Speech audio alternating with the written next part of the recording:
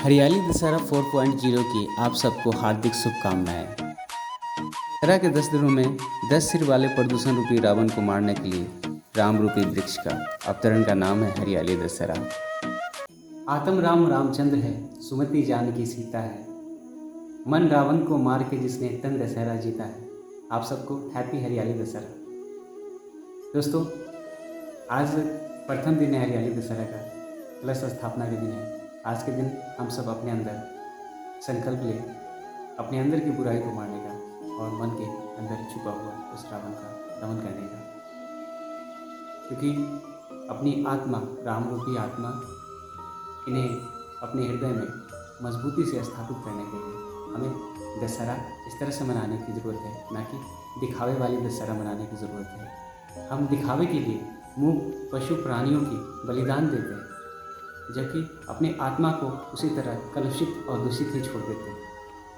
जब तक हम अपने अंदर की उस बुराइयों का बलिदान ईश्वर के समीप नहीं देंगे, तब तक हमारे अंदर का रावण कैसे मरेगा। और जब हमारे अंदर का रावण मरेगा नहीं, तो हम 9 दिन की कन्याओं की पूजन करके क्या कर लेंगे, जब सालों भर हमारे देश में नारी के साथ अत्याचार बलात्कार होते ही रहेंगे।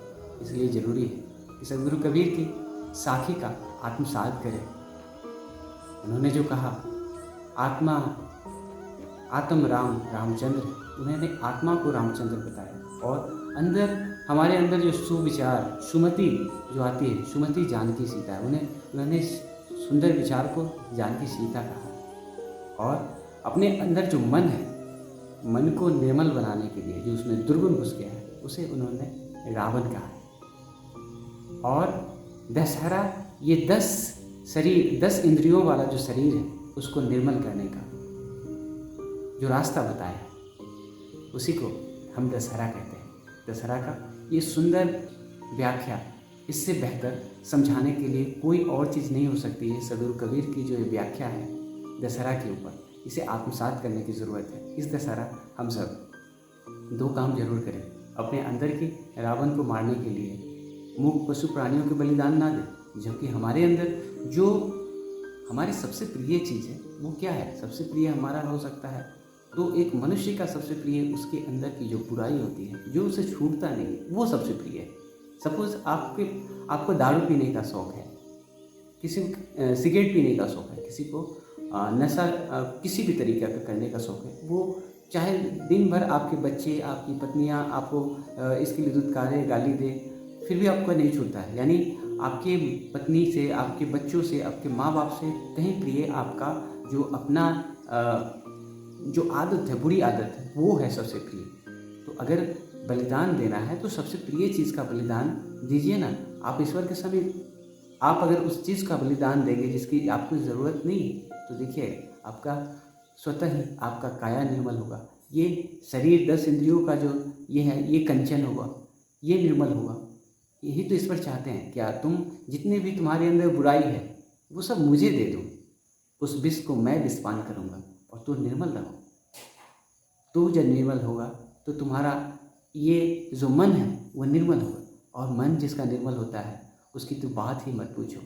इसके लिए सदगुरु कबीर ने कहा है कि जब ये मन निर्मल भया जैसे गंगा नीर। मन गलत नहीं है, मन अच्छा है, उसे निर्मल करने की ज़रूरत है। मन के अंदर दुर्गुण जो रावण है उसे मारने की ज़रूरत है। जब ये मन निर्मल भया जैसे गंगा नीर, पाछे पाछे हरि फिरे। तुम्हारे अंदर पीछे अब भगवान लगे, भगवान के पीछे तुम्हें जाने की ज़रूरत नहीं है। पाछे पाछे हरि फिरे, कहे कबीर कबीर। वो कहते हैं कि तू अब काया को जीतने वाला वीर, हे कबीर, तू बहुत ही महान है। और आपके आगे पीछे अब ईश्वर घूमेंगे। आप जिसको जो बोल दोगे वो उसको ज़रूर पूर्ण होगा। तो अपनी इस आत्मा को आप बल दें, इस आत्मा को मजबूत करें। अपने 10 इंद्रियों रूपी रथ पे इस राजा राम रूपी आत्मा को विराजमान होने दें, और अपनी शरीर को इस आत्मा की ऑर्डर से चलाएं, ना कि मन के ऑर्डर से चलाएं। आत्मा आदेश मन को देगा और मन फिर सही दिशा में हमें ले जाएगा, और हम फिर अपनी आत्मा को उस सही रूप दे करके हम इस दुनिया में बहुत बड़े बड़े काम कर सकते हैं। लेकिन अधिकतर आज लोगों के साथ क्या होता है कि वो आत्मा के आदेश से नहीं, अपने आप को मन के आदेश से चलाते हैं। और जिसके ऊपर मन हावी हो जाता है, यानी मन के अंदर बहुत सारी दुर्गुण जब आ जाती है, तभी मन अपने आप कित करने लगता है, वो आत्मा को नहीं सुनता है। तो ज़रूरत है कि मन का मर्दन करे और आत्मा को मजबूत बनाए। इसी के साथ हरियाली दशहरा मनाए।